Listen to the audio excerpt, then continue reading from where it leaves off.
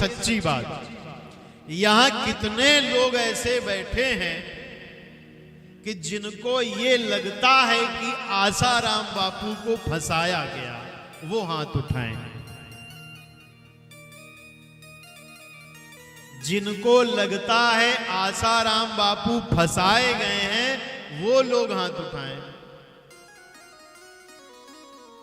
हमारी बात नहीं समझ में आ रही क्या? अच्छा, कितने लोगों को लगता है कि आसाराम बापू ने गलत किया?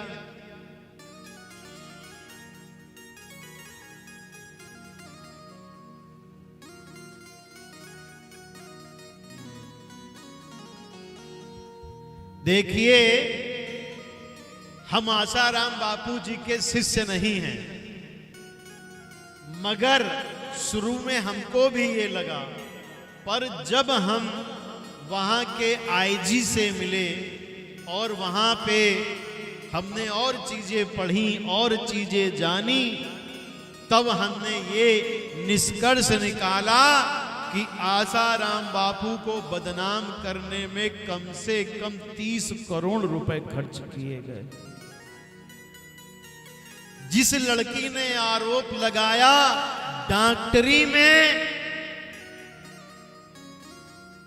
सब निगेटिव था, कुछ भी पॉजिटिव नहीं था। आसाराम बापू ईसाई मिशनरीज के खिलाफ लड़ते रहे और हम हिंदू इतने मूर्ख हैं कि हम तो ये सोचते हैं टीवी में जो कह दिया वो सच है।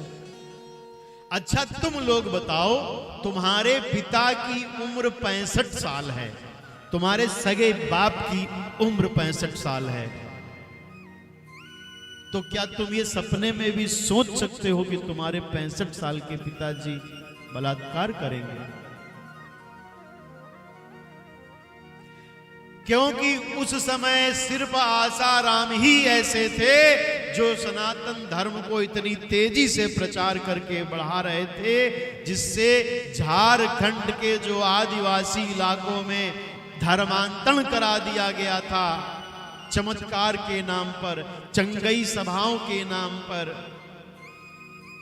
और उन्होंने कम से कम 15 से 10 लाख लोगों को वापस हिंदू धर्म पे लाए थे। बस ये चीज ईसाई मिशनरीज की को पसंद नहीं आई और उन्होंने, आज देखिए कि जो लोग ब्लेम लगाते हैं पहले कम पैसे वाले होते हैं और ब्लेम लगाने के बाद अरब खरबपति हो जाते हैं। इतना पैसा कहां से आ जाता है? टीवी भी चलने लगती है, मीडिया भी बिकने लगती है, सब कुछ होता है और हिंदू सोचता है। अच्छा, आप दिल से बताइए, मैं कह रहा हूं मेरे पिताजी 65 साल के हैं, 80 साल के हैं, वो तो बलात्कार नहीं कर सकते। क्या आपके पिता अगर 80 साल के हैं तो वो बलात्कार कर सकते? नहीं कर सकते ना। हमारे बाबूजी कर सकते? नहीं कर सकते।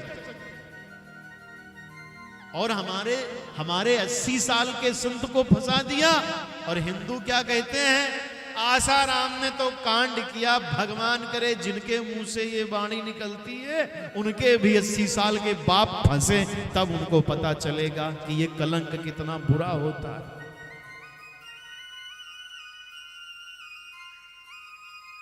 तो मैं आप हिंदुओं से कह रहा हूं, अभी केरल में एक पादरी के ऊपर 5 ननों ने आरोप लगाया और वो पादरी सिर्फ 40-45 साल का है। उसको पुलिस ने जेल तक नहीं भेजा। दिल्ली के जो बड़ी मस्जिद है वहां का जो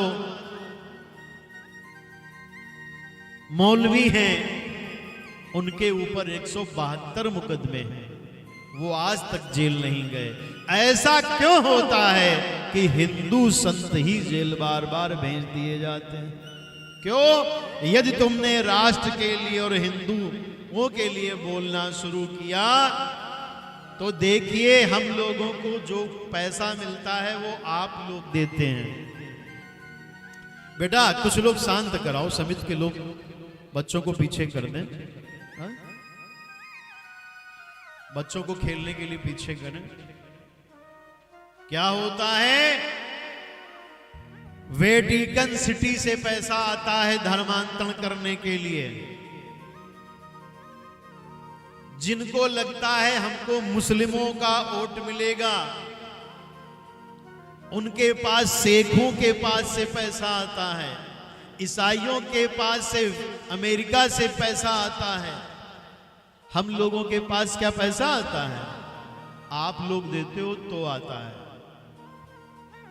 और हमारे काशी विश्वनाथ मंदिर में सरकार ने 350 रुपए की टिकट ऊपर से लगा दी है।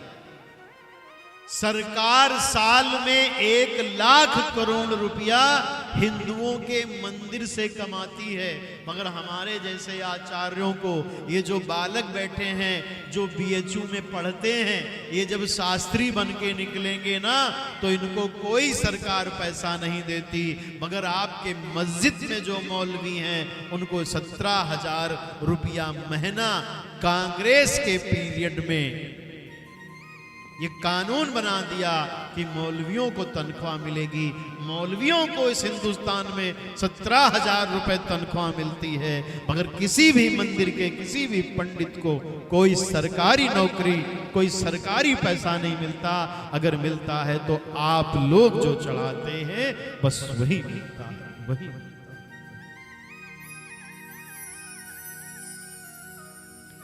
बोलिए चंद्रमौली भगवान की जय हो।